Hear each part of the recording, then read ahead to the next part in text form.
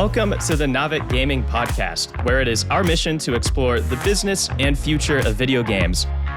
We bring together the industry's brightest builders, investors, and thinkers to keep a pulse on current events, dissect emerging trends in games, share lessons learned, and have a great time. This podcast is also part of Naavik's growing ecosystem, which ranges from free and premium research to consulting and advisory services. For more information, visit www.naavik.co. This episode is brought to you by Overwolf. With over 1,500 games supported, 165,000 creators, and 38 million monthly active users, Overwolf is the guild for in-game creators. Whether you're a gamer, creator, or game studio, Overwolf is the ultimate destination for integrating UGC in games. For game studios, Overwolf offers CurseForge for studios, a white label solution that lets game makers and publishers easily integrate mods safely and seamlessly into their games, both existing and new, at zero cost. It's battle-tested by AAA studios and games, including Maxis with The Sims 4, Studio Wildcard with Ark, Take-Two Interactive, and others. For creators, Overwolf is the all-in-one platform that enables creators to build, distribute, and monetize in-game apps, mods, and game servers. In 2022, Overwolf paid over $160 million to in-game creators, proving that they truly value the talents and contributions of the gaming community. You can check out everything Overwolf has to offer at overwolf.com or check out the details in the show notes. And with that, let's jump into the episode. What's up, everyone, and welcome to the Naavik Gaming Podcast. I'm your host, Alex Takei, and this is the interview and insight segment. And so Epic, today we're talking about Epic and UEFN, and Epic has been in the news a lot lately for a variety of reasons. I actually had to make a bulleted list because there's so many, so I'm going to read this bulleted list. There's the first execution of massive layoffs, restructuring and divestments, rest in peace Bandcamp. Some lawsuit stuff that's going down as Google faced off with Epic this past month in an antitrust case, the primary focus being, of course, how Google treats third-party mobile developers that use the Android Google Play Store. On a more positive note, because Fortnite brought back the original map, and with it, 44.7 million players in a single day, a total of 102 million hours played. Epic also raised the price of V-Bucks. Shout out to my homie Philip Black at Deconstructor of Fun, who does an excellent analysis on whether or not this makes sense and what else Epic could have done besides change the price for V-Bucks to help balance the economy. But today, we're not here to talk about any of that. That was more just context for what's going on with Epic, and rather about UEFN, which is also in the news all the time. In addition to Snoop Dogg announcing that he's giving up smoking a doob, upon clarification though, I don't know if you guys read this, but he's not giving up on cannabis. He's shifting to edibles. Okay. Well, he doesn't speak for the entire UEFN community. I just want to say that. He does not, but he and his son announced Death Row Games, which is dedicated to building content on the Unreal Editor in Fortnite. And although we do not have Snoop himself in the house today to talk about UEFN, we have two other rockstar guests. And my first is Alex Seropian, one of the initial founders and later president of Bungie, which of course needs no introduction. Since Bungie, he spent time at Disney, founded Industrial Toys, and is now the CEO of a studio called Look North World, whose main purpose is to publish and make games with a focus on the UEFN platform. Welcome to the pod, Alex. Why, thank you, Alex. Great to be here. Obviously, you're the best because your name is Alex's, and all Alexes are awesome. My next guest, whose name also begins with an A, though is not named Alex, is Amy Wu, who's going to be bringing the investor perspective to the UEFN ecosystem. She's a partner at Menlo Ventures, and she has a VC career that many people dream of, with names like Lightspeed and Insight Venture Partners on her dossier. Amy looked at a bunch of deals in the UEFN and Roblox ecosystem, so I'm excited to have your perspective today. Thanks for having me on, Alex. Awesome. So this would be a really good one. We've got a builder and an investor to talk shop. And before we start, I know I just gave some high-level intros for you guys, but I would love to have you tell me and tell our audience about your current roles. Alex, tell me how you came to found Look North World, and Amy, when we get to you, will tell me about Menlo's gaming and consumer practice and what they've been up to these days.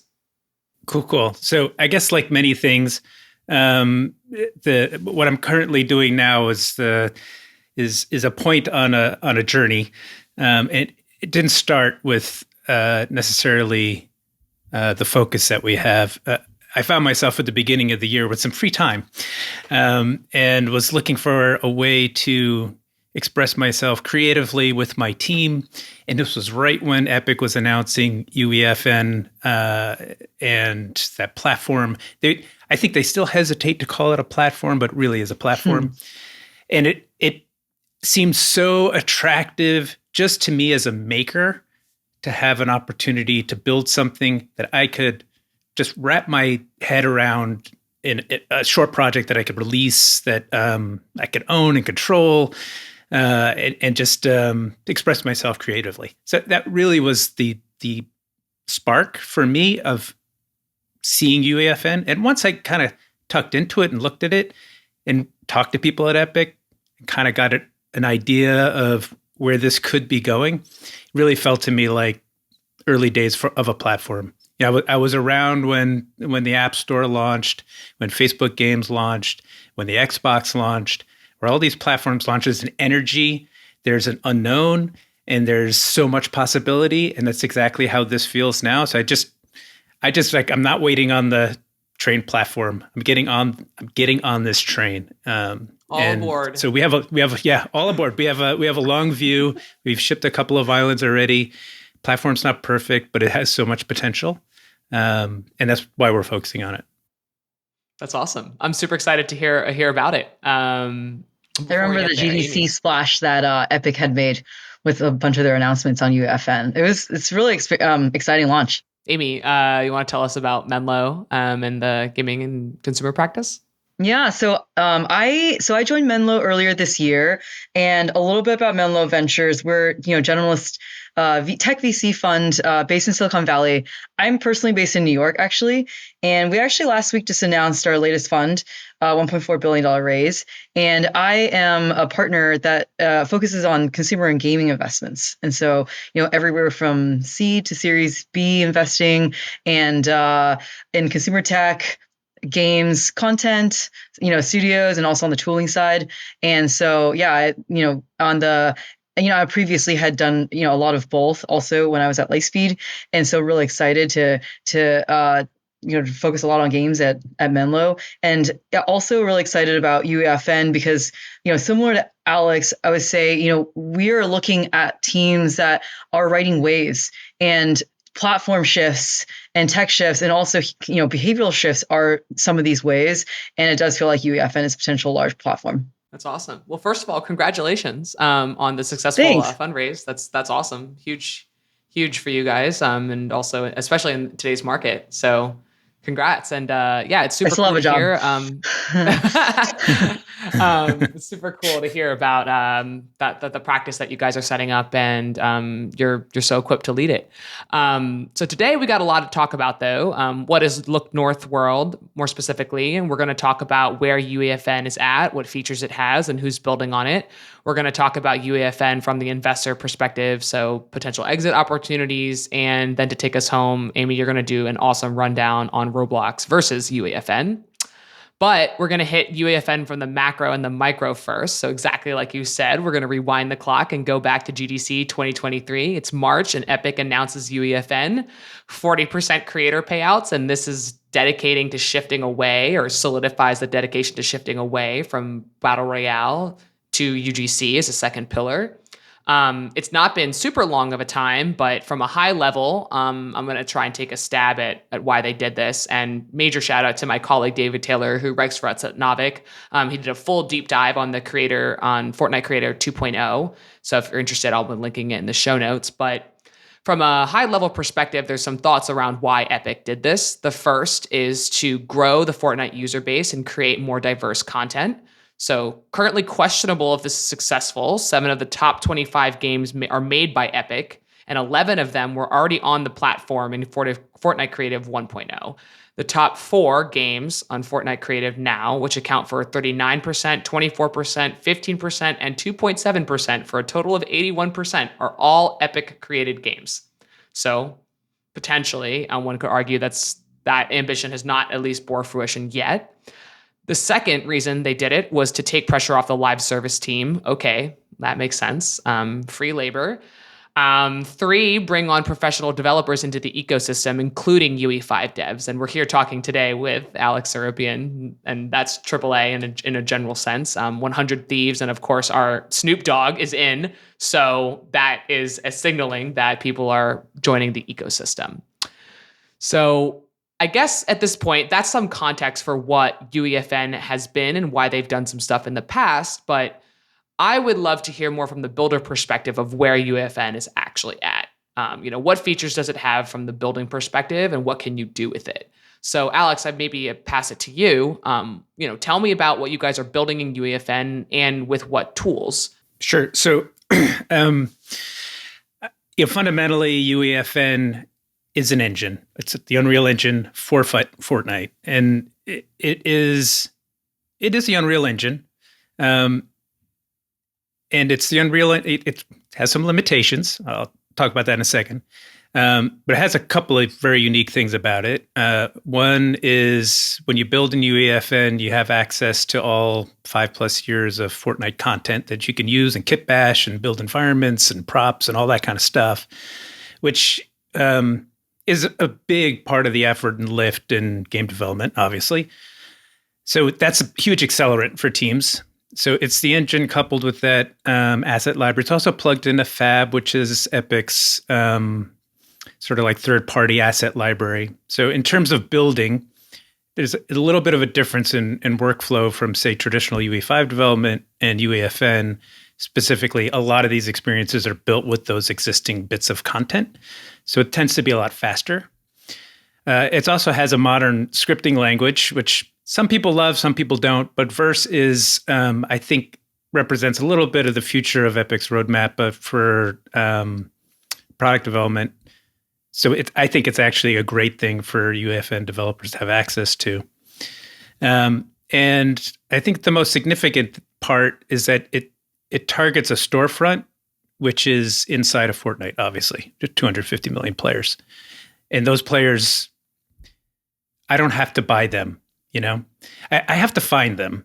And discovery is still very early, but I don't have to convince them to leave their ecosystem. And in fact, it's the opposite. I can reward them Battle Pass XP. So I can reward them to come and play our game. So it's a different, when you think about like who you're building for and how you're building, it's a little different. That's sort of like the tool environment. There are definitely some limitations, huge guardrails, the major 3 C's, camera, control, and character. Those are still, they're on the roadmap, but they're not here yet. So, you can't really make a first person or a God view game yet. You can kind of fudge a few things, but that's not really part of the game design vocabulary right now. As is, say, changing how controls work, or, we're all tied into the same set of character skins. It's a huge library, but if I want to make a game that features one specific protagonist going on an adventure, that's not really the vibe yet either. So those are some, I would say, the big main constraints that are on this platform. But it has those unique elements to it as well. And I think, what we've been working on is just learning that set of tools, learning how to work within those constraints, and really understanding what players want on this platform, because it is different. I think somebody said the word behavioral, and I think that's probably the biggest difference on UEFN is that players behave a little differently in that kind of ecosystem than they do, say, in a paid download or even a free-to-play ecosystem on mobile. It would be cool to know, Amy, if it sounds like there are some limitations to the kinds of games that we make. Can't make isometric top-downs. You're very much kind of, I guess, hampered by what Fortnite looks like, and maybe also even feels like, pointing to your comment around 3 C's, Alex. But in your opinion, sort of like what is the behavior that people are doing in UEFN, and what are the games that are popular? What do people do, and what are the game modes that they play? Yeah, we'll get to that question, but I think it's interesting to first kind of pull up and think about the history of how like UEFN developed. I think it answers some of that, and where Epic is trying to go with UEFN. So you have to understand, like, the creative mode really was a part of Epic that had been launched years ago. I mean, so I was working with the team as an investor, when we invested at Lightspeed. This is back in, I think, 2019 now. And first and foremost, I mean, Tim Sweeney had a vision of, I mean, this is before the metaverse term was popularized and maybe over popularized, but he had that vision since, I would say, several years ago in terms of what he wanted to build, which was, the ultimate sort of multiplayer experience, starting with first party titles, but, kind of moving towards third party publisher, but then reimagining what that looks like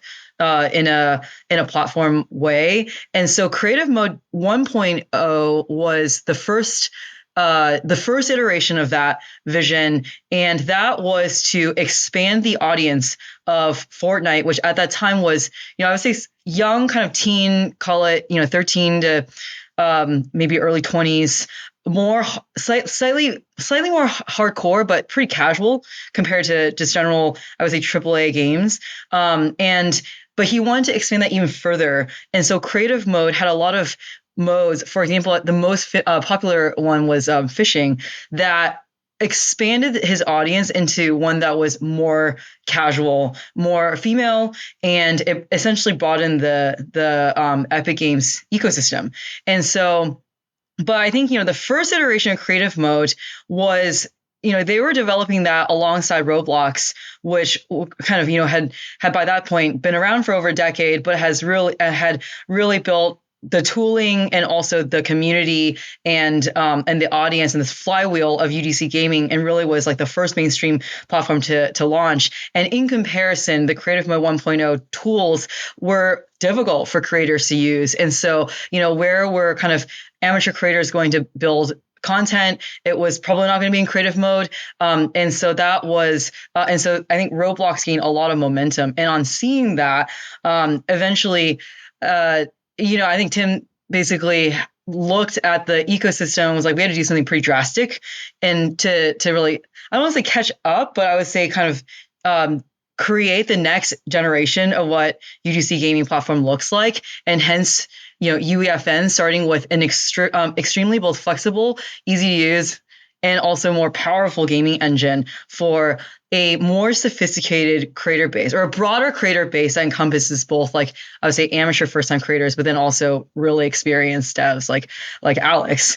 And that and I think, like, the end goal is to expand the audience even further. And the best way of doing that is by democratizing the kind of content that is existing in your platform, versus having Epic actually create all the content. So I think they're moving along that kind of that evolution right now, where the most popular maps today are still, I would say, practice games and maps for Fortnite. But increasingly, the metric of their success, and we can talk about this in terms of metrics that they are allowing people to track and rewarding for, are bringing on new players, like net new players, into the Epic Games ecosystem. And so I think it's very telling in terms of what they're trying to accomplish. Yeah. Okay. I would definitely agree with that. I mean, I think it's easy for us to lose track of the site that this platform has been around for like 5 months, 6 months. Yeah, 9. And when yeah. you were listing out hey, is this working? Because like 80% of play is the Epic is Battle Royale. It's like, I mean, if you flip it around and go, hey, 5 months in, 20% of play on this platform is already third-party created content. It sounds a little different, and I think it's a lot more than 20%. At least if you believe Epic's numbers. But in any case, it's still I think it fluctuates up and down. Yeah, it does fluctuate up. Interesting. Yeah, but it sounds like, okay, but still the practice maps are something super core to Epic, right? So even if it is the third-party creator content, I guess I'm sort of like wondering, like, from the Roblox perspective, there's such a diversity of the kinds of games. They're very much hampered down by the same mechanics. Like, at least from my understanding, you don't make isometric Roblox games, right? You don't do platformers. It's very much set in the engine with the way that and the third person mechanics that it has. But there is a pretty large diversity of the kinds of games that are being played, many different simulators or build tycoon or race car, or, even the other day I did a podcast with people that are building education tech games.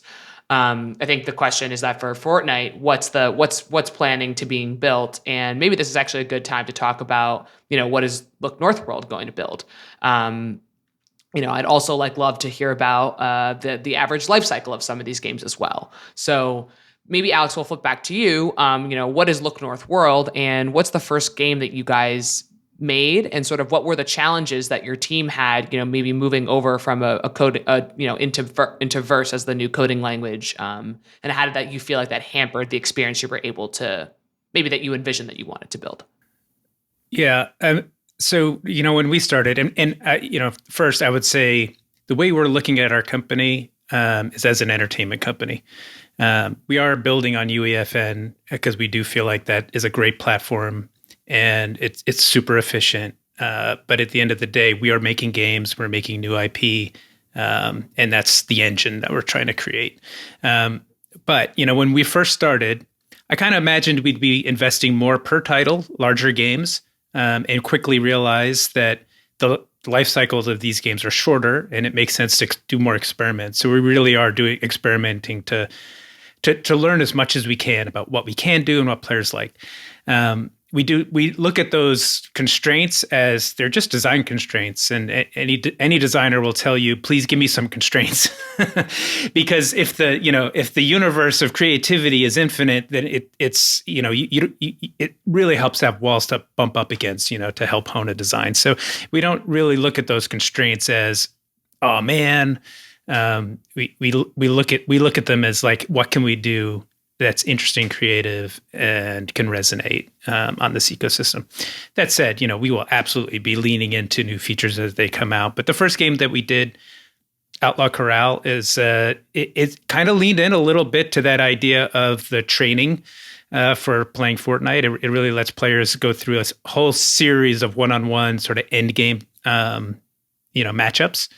And we made a using kit bashing out of Fortnite assets. What I would say is a very polished, really nice looking and well playing execution of that. And it was very successful for us in terms of learning on the platform. And we've had hundreds of thousands of people come and play it. And then we kind of laddered that into our second island, Career Coast, which is a team deathmatch shooter. And we have another game that will be launching in a couple of weeks, which is a slightly more sophisticated team-based game. But I think what we're really interested in doing is going beyond what sort of the typical Fortnite-style shooter gameplay is, and exploring more sort of role-playing and deeper genres and other orthogonal experiences to what the main Battle Royale experience is like. So that's where we're spending time experimenting right now. As we've been doing that, I would say almost as importantly, we've been learning the customer acquisition funnel. Like, where do we find players? How do we find them? How does matchmaking really work? What makes players bounce from an experience? We've had great success of getting people in week one. How do we stretch that out into keeping players' attention over 10 weeks, 10 months? It's like I was saying, behaviorally, it's a little different on this platform. For instance, the way discovery works right now, it's still very early. So if you make something that appeals to let's say 5% of that audience, what's 5% of 250 million? Let's say 10%, even number, 25 million people. That's a lot of people. That's a great player base. It's really hard to find 10% of the audience unless you have unless you have storefront discovery mechanics that can support that kind of customer acquisition. So until we have those features on the storefront, it probably makes sense not to go too narrow. That's one of the things that we've been thinking about and been feeding into our design process. So it's not just what can you make, it's also what should you make. Do you think there's something that, I've also heard that discovery is bad. I've heard that the community is bad. And I also have heard that at least initially for a long time, one of the biggest qualms is that there was no ability to build progression into the games because there was no save state. Is there a tool that you think Epic should focus on the most, like as a developer? Like what can they do right now that would be like the most important thing to help ease the development strain for you guys? Well, I mean, I would say the two things that you said would be super helpful. I would say, though, I'm not sure what you mean by community is bad. I would say the community is excellent. Like at least the online community of people that are building and playing these games, super open, super supportive. We've met so many people that are just willing to share their experience and how they've done what they've done and help and collaborate with each other. So I'm not sure if there's another part of the community that you're talking about, but my experience, community's been great. Okay. Yeah, I think it was mostly referring to the fact there's like limited Discord integrations. So building a community that is true. outside. We did try to put a QR code for our Discord into one of our islands, and that got bounced. But that's another thing. I think we take for granted how mature some of these platforms are, and expect UEFN to have all those features, have a rich and robust discovery algorithm. It doesn't yet. They know and they are working on it. But that is something that would be absolutely helpful for us if we want to be experimenting and building more unique experiences. We need a way to find an audience that likes that and keep them. Progression, absolutely. I mean, they did introduce some save mechanics. There are deeper save state mechanics that are on the roadmap that will be super helpful for building a service, on top of what we're building. And just being able to save data off platform would be great. Like we ran this tournament where we were doing daily challenges, and we had to operate that manually because some of those the meta game challenge metrics we couldn't dump off to a server somewhere. Once we have features like that, it'll allow us to really engage people that are playing. So those are all things that I would agree that once those features start hitting the roadmap, it'll become easier for third-party developers like us to innovate or to build an audience, to keep an audience, for sure. And you mentioned that your first game was a little bit like a training discovery, right? Where there's one maybe sample of Fortnite, and then your game mode hones on basically like taking that section and then players practicing for that specific. You said 1v1 kind of at the end. And Amy, you mentioned stuff about behavior, and you're the one that even brought up the fact that so many of the maps that are successful right now are basically training maps for the base Fortnite game. And you mentioned that it's a little bit heavily younger skewed. But what do you think the Fortnite audience on the platform is looking for in the future of those games? Like your best envisionment of what you think that the Fortnite games in Fortnite Creator 2.0 could be once they evolve potentially out of just being training maps for the base mode of Fortnite? Yeah, I think that starts with looking at, again, I always look at player behavior. So, Fortnite is a shooter game. And so, the core demographic like shooters. And so then there's a question of this demographic, what percentage of these players like to play other types of games? And then as Epic is looking to bring on new types of players onto the platform, what types of games are they? Are they adventure games? Are they more casual? Are they sports games, et cetera? And then how that translates into what UEFN will allow a developer to create, right? And so that's where the roadmap is pretty important. They had released a very ambitious roadmap, pretty high level, at GDC. And, in my conversations with a lot of UEFN devs, I mean, the team has been launching a lot of new features and generally both staying high level on the roadmap, but then also listening to feedback, and I would say incorporating prioritizations that are coming up that are more critical. And so I think more recently, you've got persistence features that are beginning to get rolled out. You're beginning to have other game genres that people can start to create. I think Tycoon Adventure being two of them, but still pretty early days. And I think that right now, what it feels like for a lot of developers is they are, to Alex's point, experimenting in what is still a very volatile platform creation state of UEFN.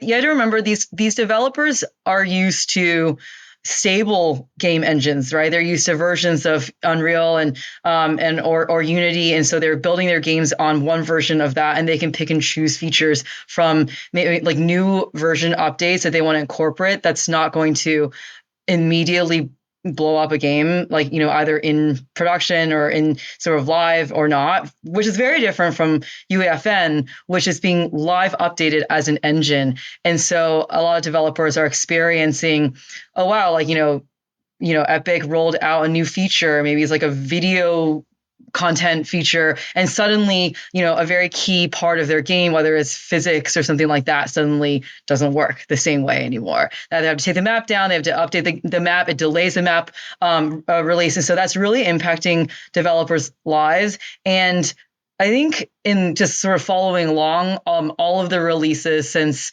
GDC, Epic is doing a heroic job in terms of trying to be communicative, trying to listen, but they are juggling a lot of balls at the same time. And so, there's still a lot of patience. Game development cycles historically has been years. It's like multi-years in the making. And so there's a good amount of patience that a lot of more experienced devs have around this, but that is finite ultimately. And so, I think, it'll be interesting to see how Epic balances this very volatile environment in which devs are creating maps in right now, as a lot of things are in a black box, including payouts, with just, how adept they are at communicating what's going on, anticipating that, and then fixing some of these issues. Yeah, and I think it's good to remember that yes, this ecosystem is so young. We can't be super critical of it. It's an entirely new platform. They started 9 we could months be ago. as critical as we want, I guess, but yeah. But with the caveat of understanding that it is super new.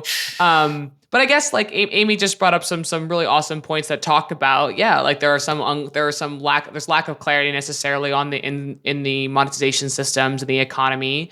And Alex, you're building a studio that's fully dedicated to this. And so, maybe for context setting, how many people work at your studio, and on average, how much are you spending to make each one of these experiences, especially given that the monetization avenues inside UEFN are relatively limited. Yeah. So our studio has 6 full-time employees, and we work with a couple of co-dev studios, and we have some individual contributors that are helping build islands. We have 2 released and another 7 in development, and they range. The last island we released was built primarily by one developer. So the budget on that was pretty small, in the tens of thousands. The one that we're releasing next was built with a co-dev studio, so that was a beefier budget. But the projects are right now are in the 2, 3, or 4 month sort of time frame. With some projects, we anticipate probably spending more like maybe 6 months. 3 or 4 people, so that's a 24-man-month project. Because you could kind of ladder up the math on what that turns into, but that's six figures and up. So it does range, and it sort of depends on what every project we do has a learning objective attached to it. So depending on what we're trying to achieve and who we're trying to reach and what we're trying to get out of it, that will determine the budget that we spend on it. So it is a range. I would say that on the lowest end, we probably I don't know how to quantify that. We released the first island the day we launched the company. So, wow, I don't know. nice. Is that a zero budget? We didn't put it on the books, I guess. We're free. It was free. It was a pro bono game development. I can talk about how game changing that is, though, right? Like from an investor perspective, and obviously, Alex has made a number of like amazing AAA titles, and so historically, you've had a team of up to kind of a couple hundred people spend over $100 million over Yes. a few years, several years to launch one title. It's actually very difficult difficult to get data points. You have alpha tests, you have beta tests, but at the end of the day, it's like kind of you launch and then you kind of hope for the best, and that the data you're getting in your play tests, much smaller, are in line with what you're going to get commercially post launch. But it's interesting. As an investor in consumer tech, you can launch an iPhone app in a matter of months of development and can very quickly iterate on test flight, and then and then bake in new features quickly depending on what the audience is reacting to. And building on UEFN, for me as an investor, is really exciting because it starts to look like that, but for game devs, right? You can, Alex is talking about launching maps in 2 to 3 months time period versus 2 to 3 years, like 2 to 7 years. And before you're bringing it in front of an audience of, up to, I think, they have anywhere from a couple million concurrents in a day of players, which is, really one of the largest live player concurrence platform in the world, 250 million, total player base. And that is really rare. And then to be able to do that and in the future, potentially test what maps work and then be able to then flush that out, build a AAA game, using, Unreal Engine, or maybe in the future, this holy grail of maybe the merge of UEFN and Unreal is really exciting. Suddenly you can iterate on maps, and so a developer and founder can really test ideas a lot faster, feedback cycle before putting the next 2 years of development time or some millions of dollars of venture funding or publisher money into building out the game. We should double down on that a little bit, because I think that is fundamentally what is interesting about this platform. If you look at the macros of what's happening in the market right now, there are a lot of games that are taking longer than they used to, partly maybe because of the pandemic, we're all working from home. I don't know. The games are freaking phenomenal, but how many of them are hurdling their dev costs and marketing budget? Not all of them. We're seeing a lot of contraction in the industry, a lot of studios either shutting or laying off. And if you do that math, launching a new IP AAA on a console is at least $100 million investment. If you're at Microsoft, it's probably a $200 million investment. So this platform represents a 2 orders of magnitude efficiency increase in testing a new IP. And when you couple it with exactly what you just said, Amy, this is on the Unreal Engine. So if you have an ability to run that flywheel 2 orders of magnitude faster and cheaper, how much quicker am I going to be at finding a hit IP in games than a much riskier endeavor? If you have the scale, okay. But if you don't have the scale, or if you're investing in a startup, or if you're looking at where the new stuff is going to come from, it's what has me so excited about the platform. But I guess in the way, it's basically, and Amy, you said this, it's an incubation test realm, right? You're basically testing maps, and then you would go back and, as you said, build the true AAA version in the 2-year pipe. Well, it's all of the above. You can do that and still make a fantastic business on the platform. Sorry, didn't mean to interrupt you, but I just that's what I see. I see it's both. That's what it's you cake see and eat for it too. I see. I got it. Yeah, I agree. And I guess it's possible for it to be both, and maybe that's a good way to think about which business models actually might work on this platform. You mentioned, okay, maybe what you do is you rapidly test, you iterate, and then you build a AAA game with some magical version of UE5 merged with Fortnite Creative 2.0. But if you're not doing that, let's just say that you actually just want to rapidly iterate and release maps. Amy, my understanding is that the economy is pretty limited right now. It's basically a champagne distribution model where revenues are pooled and then distribute out based on some revenue and engagement, similar to maybe some of the first party programs in AAA. And so what do you envision a UEFN economy looking like, and how it's working, maybe potentially for those that are not going to incubate and spend 2 years developing a full AAA title off of a map that they tested? I think that the economy is still to be seen, but if you look at Roblox's roadmap and what they've released, and then there's there's advertising, there's ability to be able to sell like in-game items and building your own sort of creative in-game economies, maybe using the currency like V-Bucks or using or potentially, I don't know, in the future being able to introduce other currencies in the game. These are all possibilities. But I think, a sign of a really successful platform is that, you have individual developers in the platform that can do, $100 million in revenue. Or like if you look out at other platforms like Salesforce, et cetera, you can have businesses that are building on your platform and do $1 billion in revenue, right? And, of course, like the App Store, et cetera.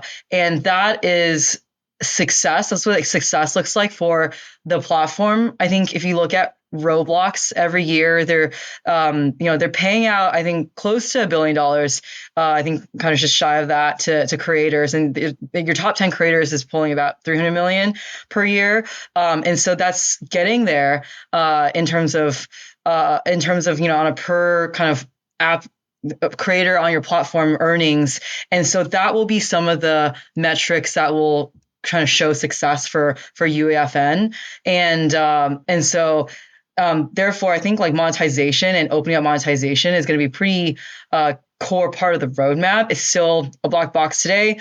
Like most of the features are not released. I don't think you can bring advertisers for your own map right now, but these will all need to be things that Epic incorporates in order to have a thriving ecosystem and platform. And I guess like from that perspective, from the investor perspective, like how do you get rigor or confidence in the fact that, maybe you're investing directly into a UEFN studio, but their dependency is so reliant on what Epic decides to do or not to do? And so how do you grok that, right? These are all these monetization things that have to happen in order to build a successful business model, whether that be the portfolio game fam model, which is like fail fast, fail quickly, and then just put $1 million behind the one that's working. If you're a solo developer, it seems like it could be pretty profitable, right?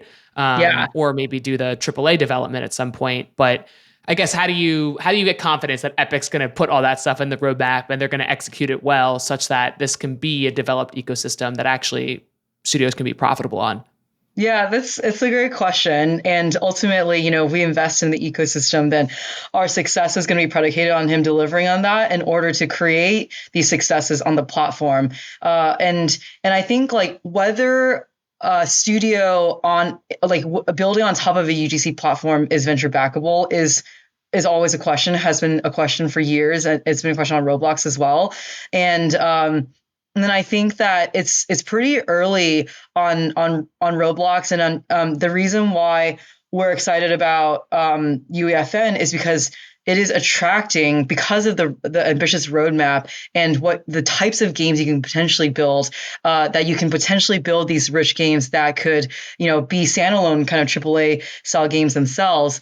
And attracting developers like Alex to build on the platform is why, I was super excited about the ecosystem. The biggest risk is platform risk. Absolutely. The biggest risk is actually not team risk, because, there's a lot of great teams that have a whole, sort of lifetime of successes building 0 to 1 or, successful titles. But I think, but they are building on a young platform today. And so the platform risk definitely is number one. I think that Tim Sweeney is truly one of the most like visionary and generational founders of our day, and with Epic. And so I think he's one of the very few people that is capable of executing on the strategy. And he's already proven that he's, willing to take some pretty big risks, first with the App Store fee, sort of lawsuits going on. But then secondly, in terms of the very aggressive payout that they announced, 40% creator fees. And so I think that he's a founder that will make bold bets. And so I'm betting on the platform. I mean, I would say like, in addition to that, it's like you acta non verba. You look at what people do more than what they say. And if you look at what Epic has done, they're putting their money where their mouth is. Their whole you mentioned their restructure. That restructure was a response to their vision for the platform, and that certainly wasn't easy or pain-free to do. But it's a sign that they're committed, and and I think it's venture. The word venture is in the investment for a reason.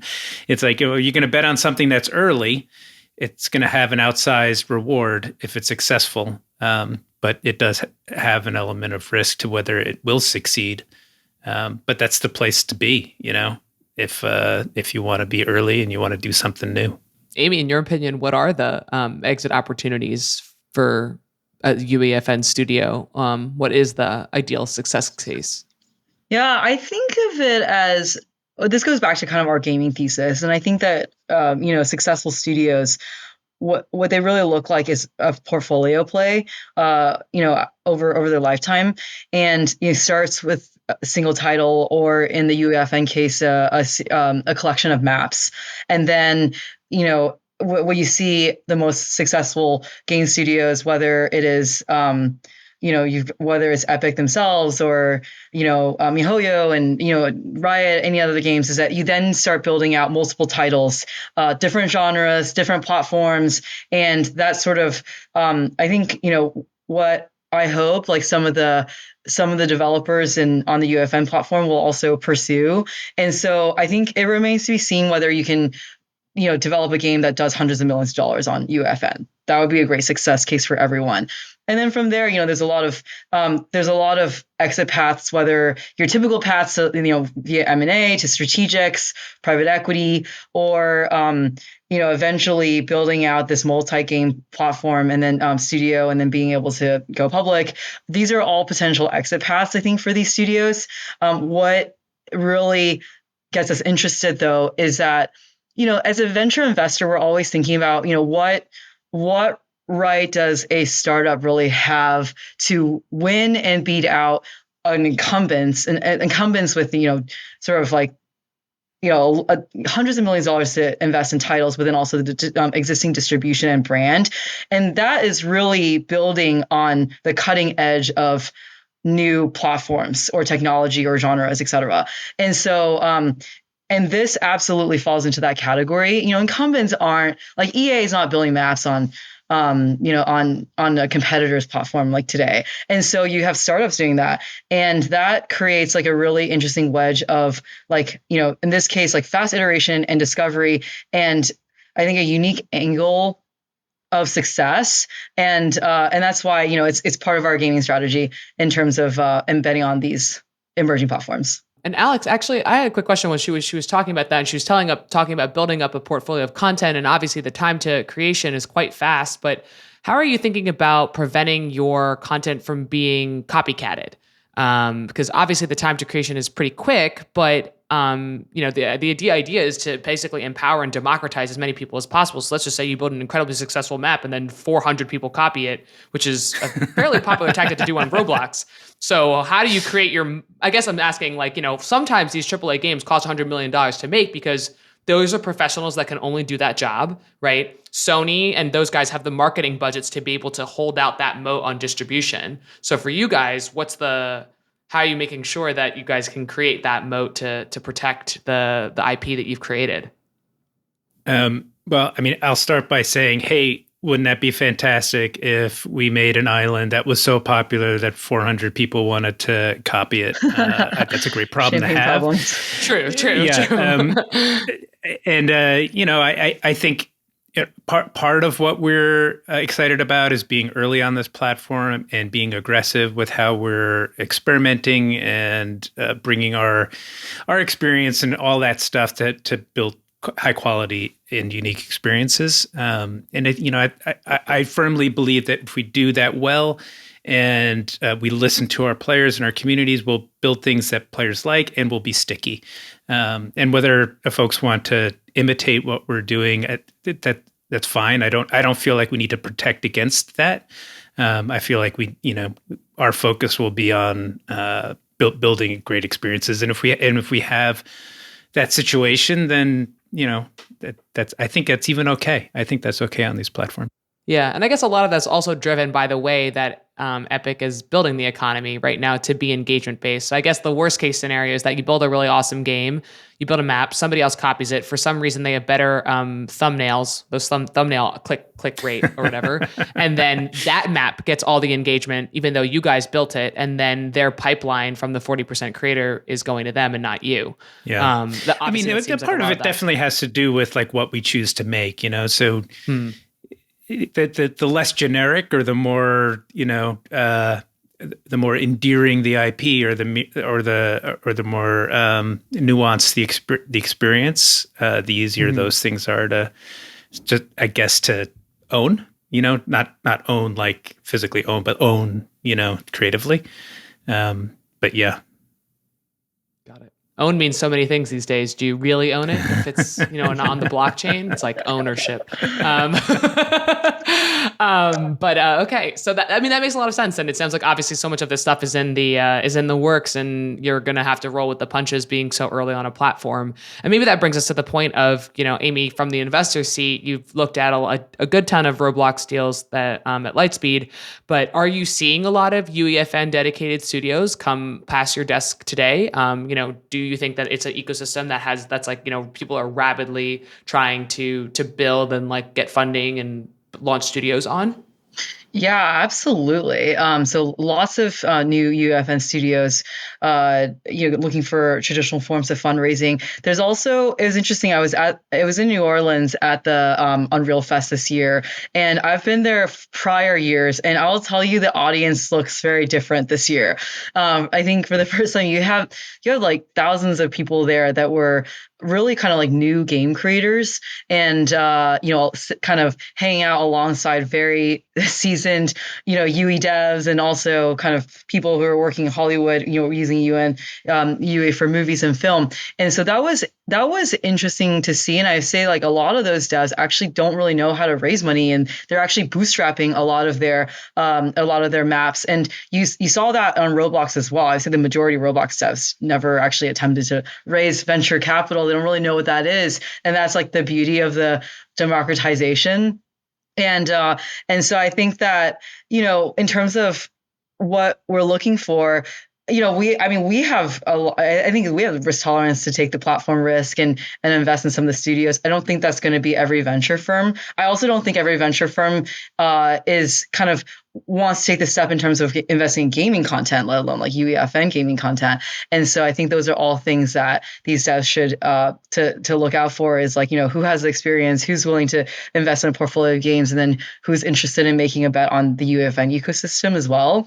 I think that platform risk is something that investors have to get over, and many of them won't. So, but yeah, it's been pretty exciting to see what is like a very dynamic and excited ecosystem. So I agree with Alex. The community actually feels very excited. Roblox's community is bigger today.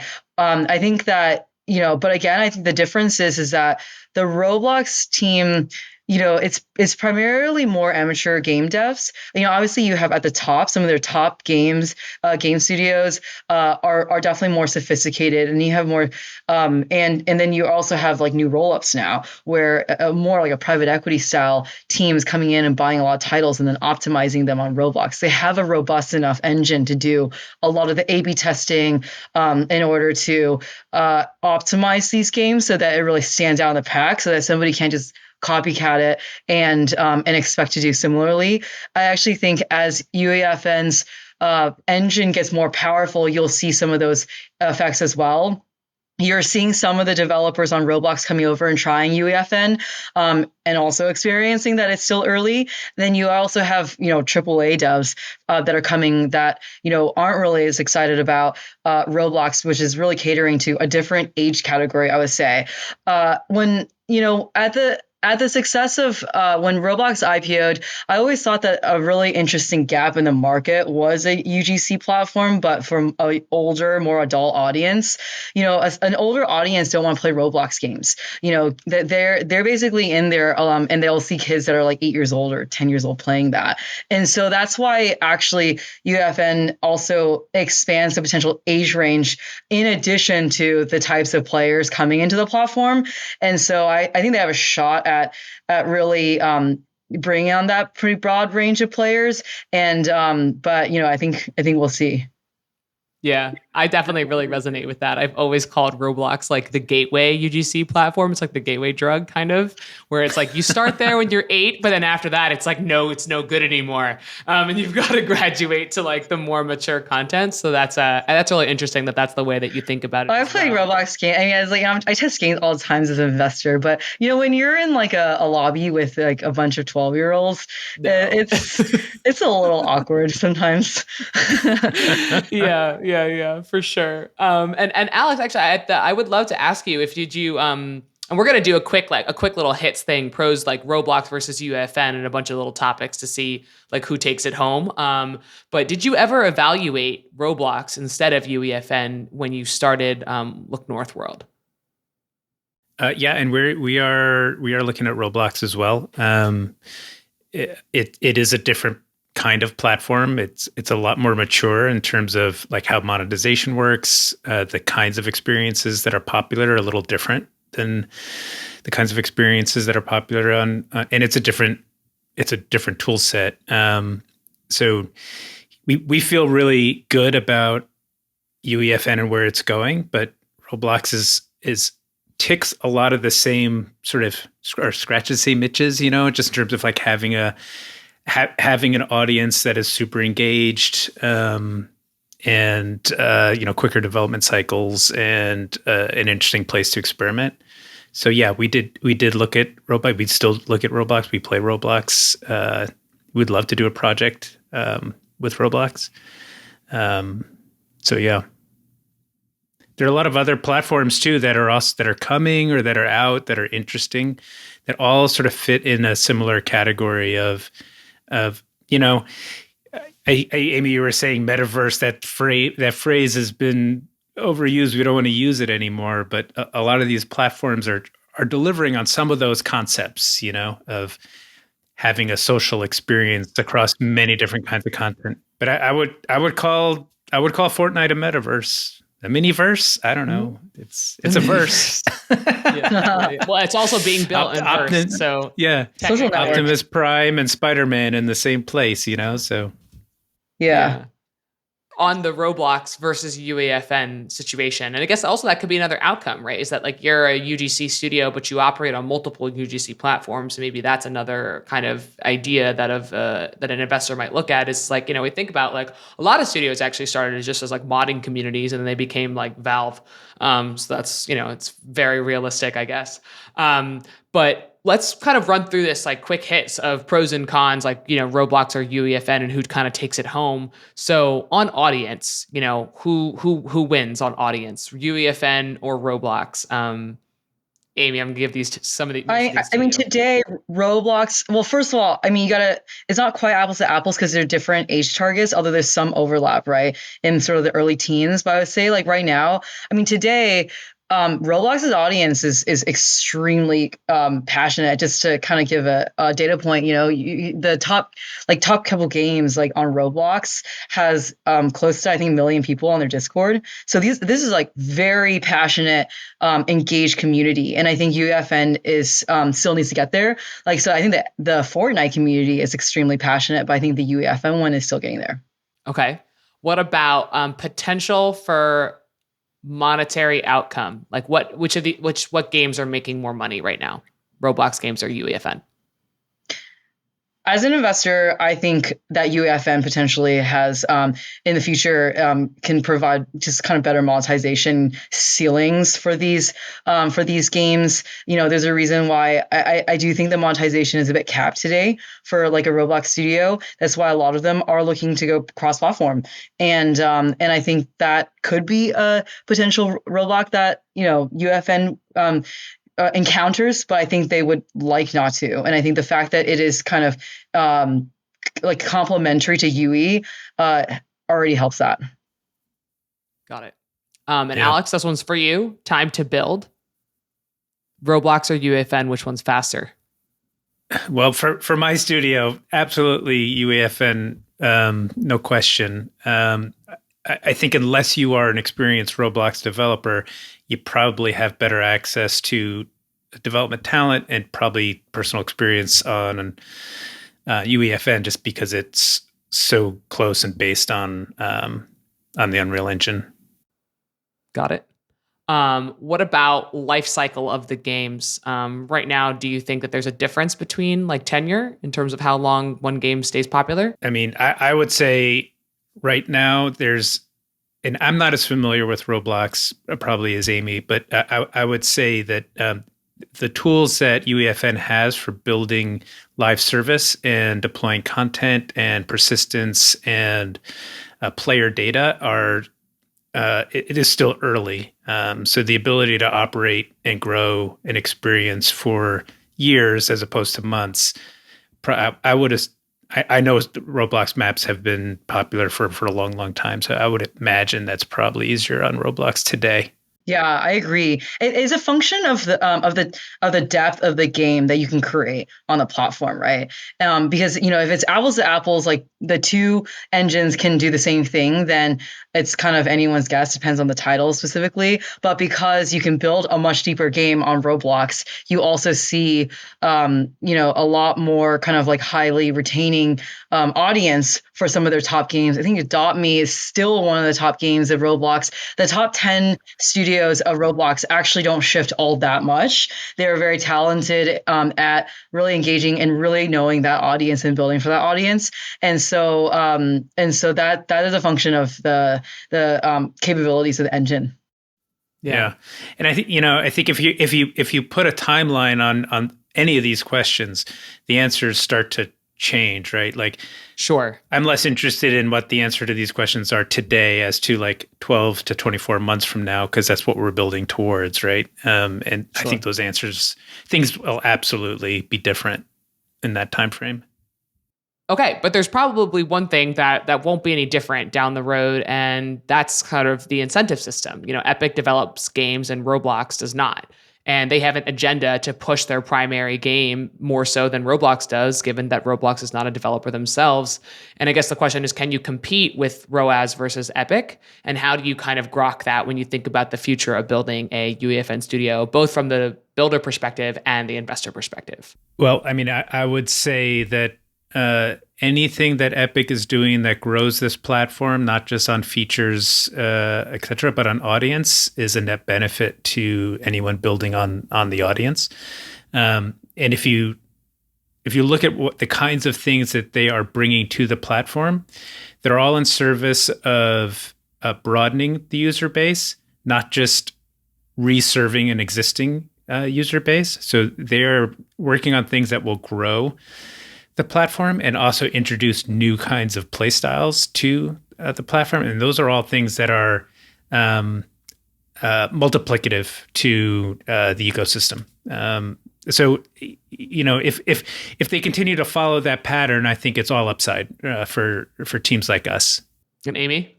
Yeah, I agree. I actually think that they recognize that they have reached a level of success with Fortnite. And so to reach kind of like the next phase of the company's evolution, and especially around, Tim's decades long kind of vision at achieving the metaverse, I would say that UEFN needs to succeed. Otherwise, actually, Epic is hampered by not seeing that succeed and not being able to meet its potential. Got it. Yeah, no, that's a great point.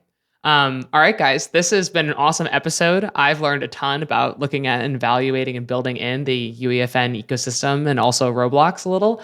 If anybody in the audience has, wants to get in touch with you, Amy, they have a pitch for you, or Alex, they're interested in learning about Look North World, how can they reach out?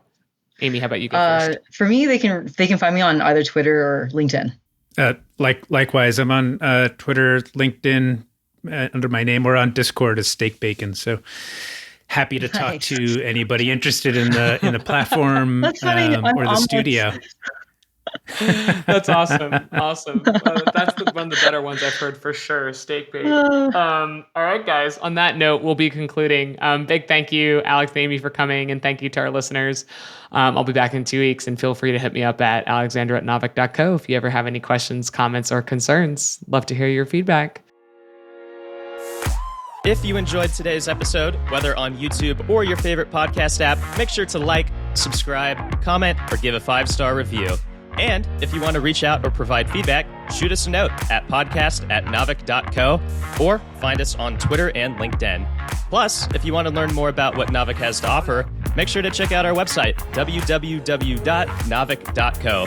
There, you can sign up for the #1 games industry newsletter, Naavik Digest, or contact us to learn about our wide-ranging consulting and advisory services. Again, that is www.naavik.co. Thanks for listening, and we'll catch you in the next episode.